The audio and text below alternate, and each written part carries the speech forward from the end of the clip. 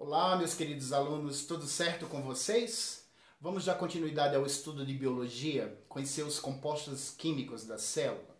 A gente já conheceu os compostos inorgânicos e vai dar continuidade ao estudo dos compostos orgânicos. Hoje a gente vai conhecer de forma mais detalhada os lipídios, esse grupo de compostos orgânicos muito presente nos seres vivos, principalmente nas células vegetais e nas células animais.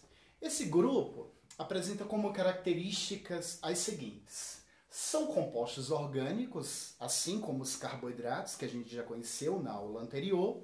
Então, na composição química deles, há a presença dos elementos carbono, hidrogênio e oxigênio. São substâncias apolares. O que significa dizer apolar? Apolar é porque não existe diferença de eletronegatividade entre os átomos da molécula. Por exemplo, na água, a gente conheceu, lá quando a gente estudou os compostos inorgânicos, que a água é uma substância polar.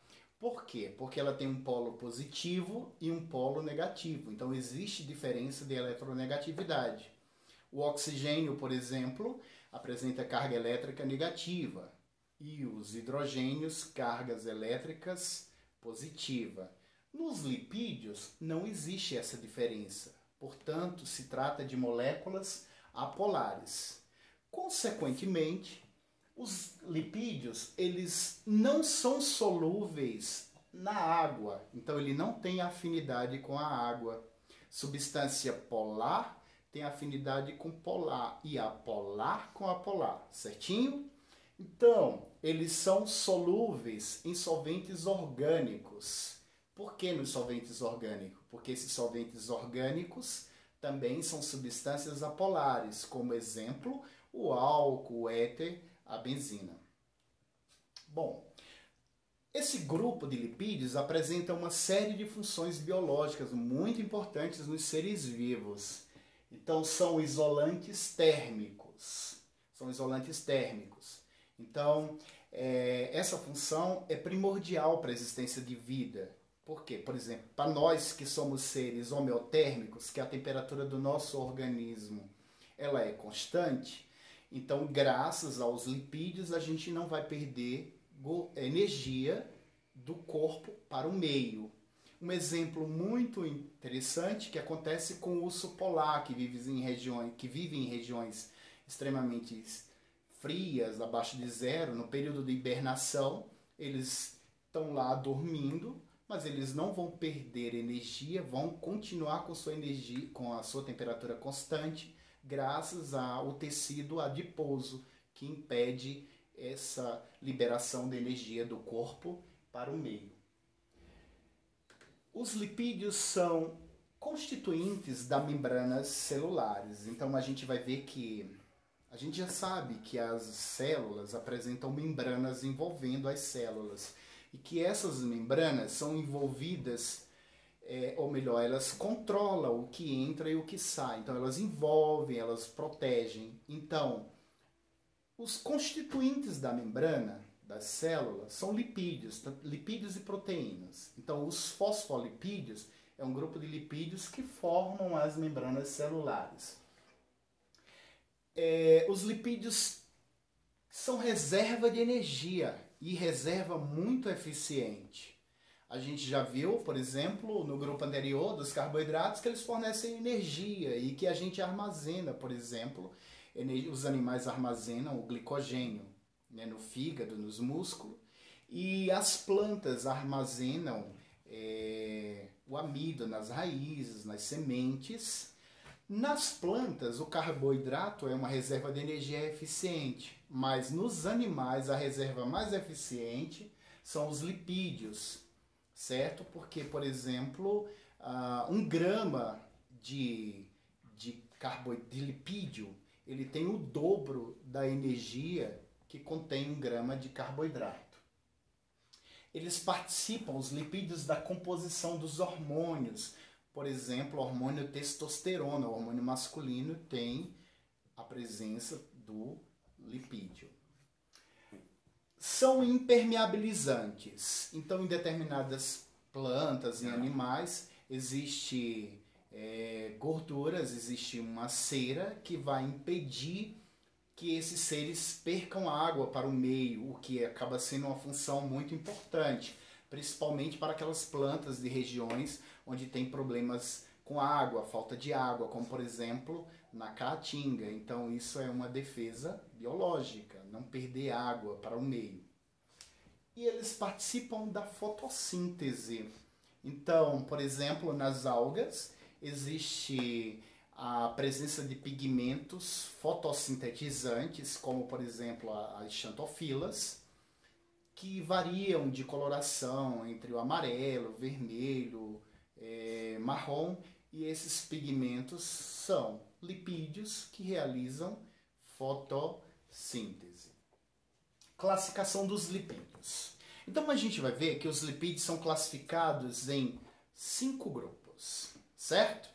Então a gente vai conhecer o primeiro grupo aqui, o grupo dos carotenoides. Esse grupo é subdividido em 2 grupos menores, os carotenos e as xantofilas. Os carotenos estão presentes,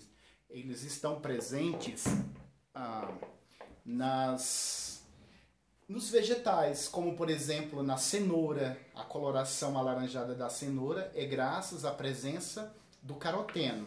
Já as xantofilas são pigmentos que estão presentes nas algas, que eu já falei para vocês anteriormente, que vai variar a coloração do amarelado, marrom, avermelhado aí. E esses pigmentos realizam a fotossíntese desses seres vivos aí.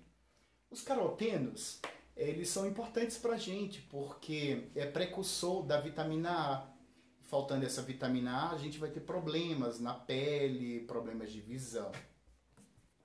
O segundo grupo que eu quero apresentar para vocês é o grupo dos glicerídeos, destacando entre eles os triglicerídeos. Esses triglicerídeos, como o próprio nome fala, tri-3, são lipídios constituídos por 3 cadeias de ácidos graxos ligado a um glicerol, que é um tipo de álcool. E eles, como eu já falei para vocês também, é a forma de reserva energética mais eficiente que existe nos seres vivos. Desculpa. Aqui eu quero apresentar para vocês um esquema de um triglicerídeo. Então a gente tem aqui, olha só, os 3 ácidos graxos. Vejam esse quadradinho preto aqui com essa molécula OH, que é uma hidroxila, representa um trechinho de um ácido graxo. Veja que são 3, por isso triglicerídeos. Esses 3 ácidos graxos vão se unir a uma molécula de glicerol, ok? Vejam que nesse ponto aqui, nesses pontos é onde estão ocorrendo as ligações, a união. Então eu tenho aqui um grupo OH do ácido graxo que se une com o hidrogênio do glicerol. Vejam que aqui eu vou ter 2 átomos de hidrogênio com 1 de oxigênio. Logo eu vou formar uma molécula de água. Como são 3, então está sendo formado 3 moléculas de água. Nesse caso, está ocorrendo uma síntese por desidratação. Por que desidratação? Porque nessa união aqui, 3 moléculas de água saem. No lado oposto aqui da figura, eu já tenho aqui o triglicerídeo montadinho, certo?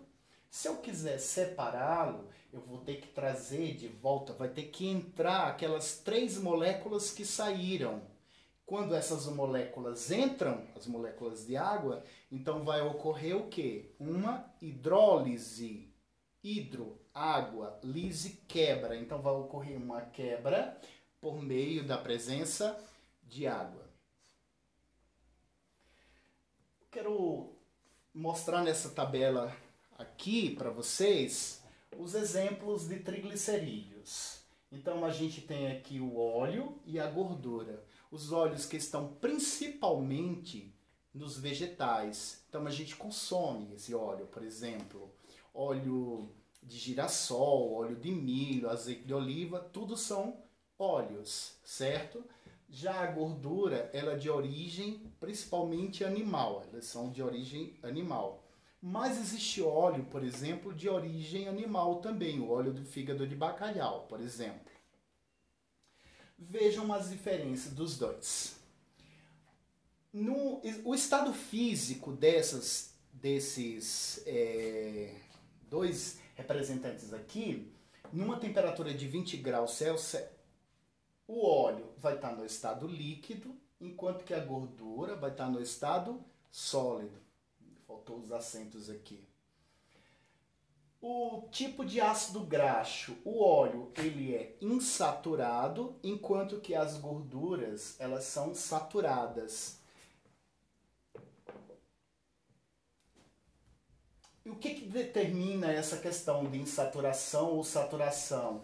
É as ligações existentes entre os carbonos. Então, por exemplo, no óleo, as ligações apresentam dupla ligação. Eu vou já apresentar para vocês isso. Enquanto que a gordura, nas cadeias longas, as ligações existentes entre o carbono são ligações simples. Só abrindo um parênteses aqui de química orgânica, lá do terceiro ano, mas o carbono, ele é um elemento químico tetravalente, então ele tem 4 ligações, certo?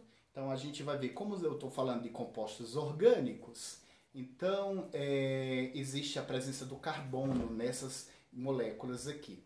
Então aqui vocês têm um exemplo das duas moléculas. Aqui, por exemplo, ó, veja que os carbonos, ó, tem 4 ligações. Aqui eu tenho um carbono, uma ligação, 2, 3, 4. Todos eles fazem 4 ligações. Vejam que as ligações entre esses carbonos dessa cadeia de cima são ligações simples. Portanto, se trata de gordura saturada. Já a molécula de baixo, veja a cadeia de baixo, ela apresenta aqui, ó, esses carbonos estão destacados até com a cor verde, uma dupla ligação, ok? Se tratando então de ligações de gorduras insaturadas. O que a indústria faz aí com as gorduras, com a margarina, por exemplo? A margarina, você olha lá no rótulo, é uma gordura de origem vegetal, mas ela não é líquida, os óleos, não é líquido.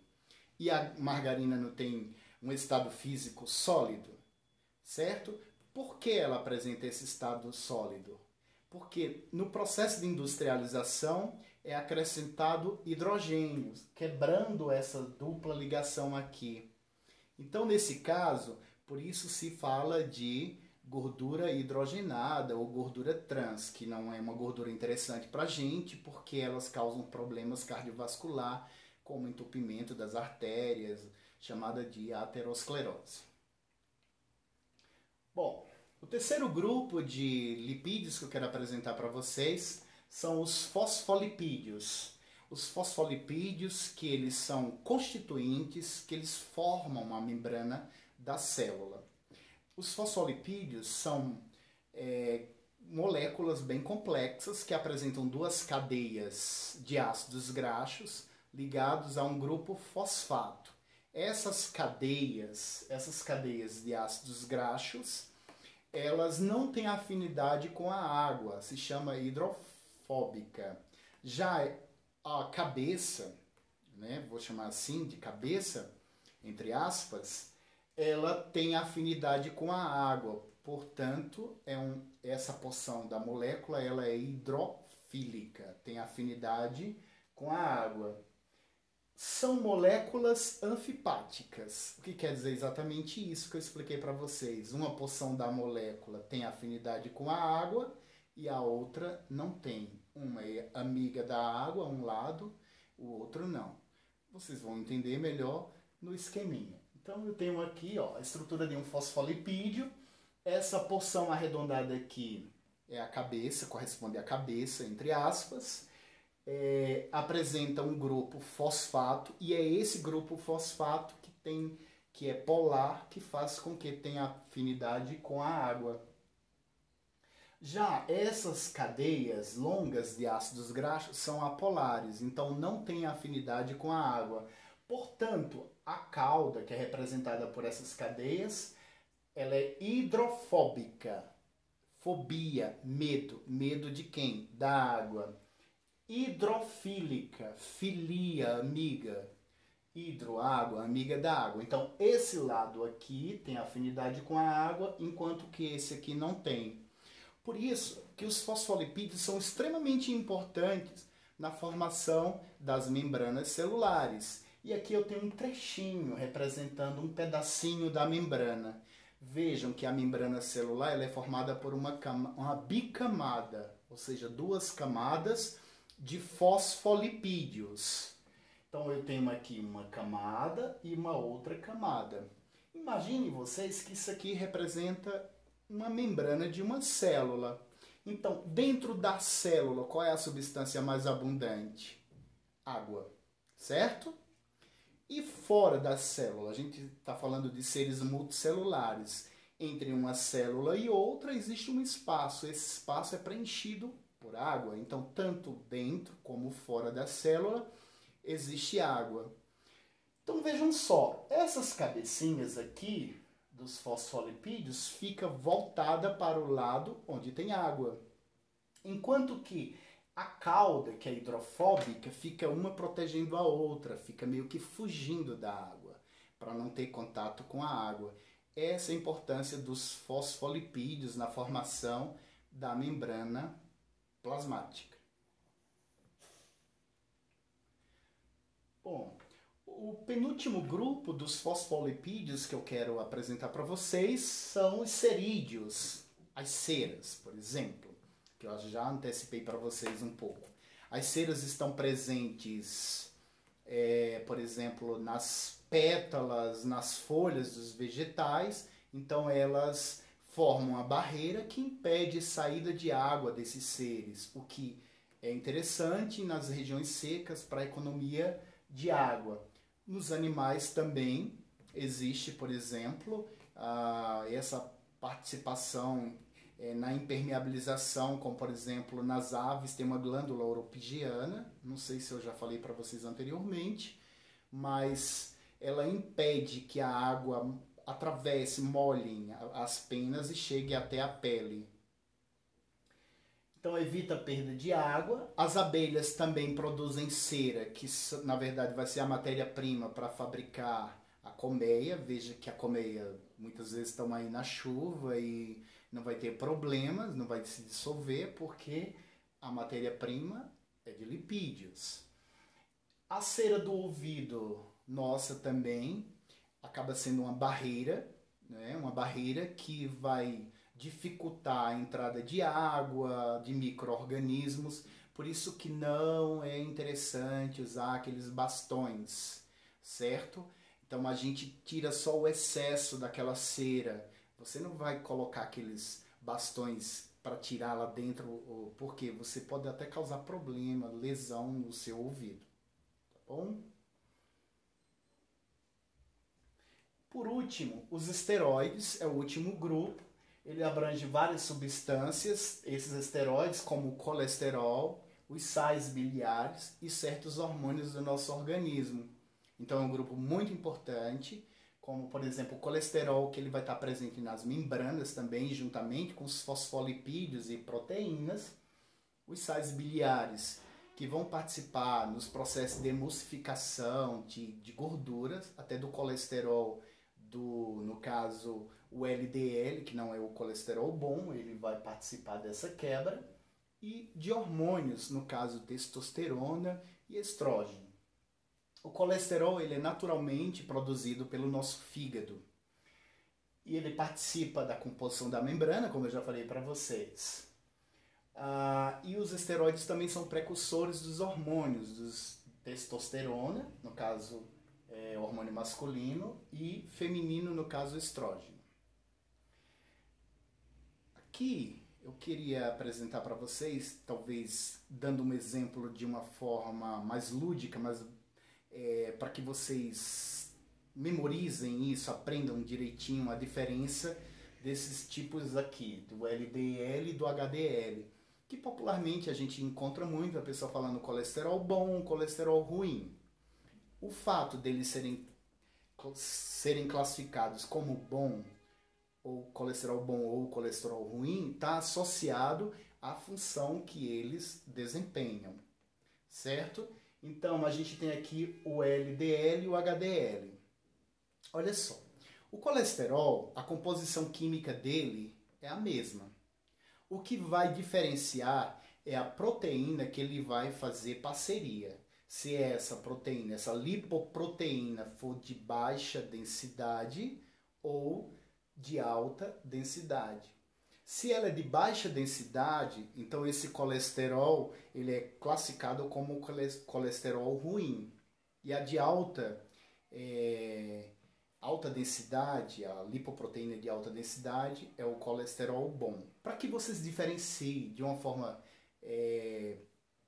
engraçada, talvez, LDL, logo Deus leva. Portanto, se trata do colesterol ruim, certo? HDL, hoje Deus livra. Então se trata do colesterol bom, certo? Olha o que acontece aqui. Quando o acúmulo de colesterol de LDL é muito elevado, então o que vai acontecer? Eles vão formar placas de gorduras que ficam enrijecidas entre as artérias, causando entupimento, dificultando a passagem de sangue, e isso causa várias doenças cardiovasculares, como AVC, certo? Infarto do miocárdio. Então isso aqui é o acúmulo do LDL. Por isso que ele é considerado o colesterol ruim, classificado como ruim.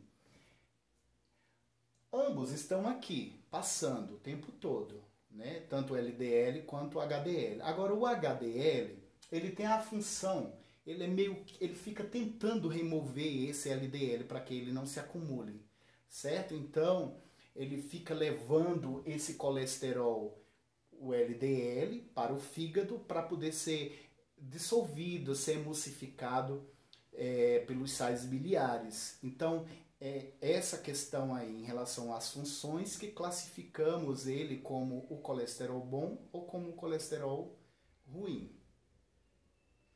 E por hoje, essa aula é exatamente isso. Depois a gente dá continuidade com outro grupo.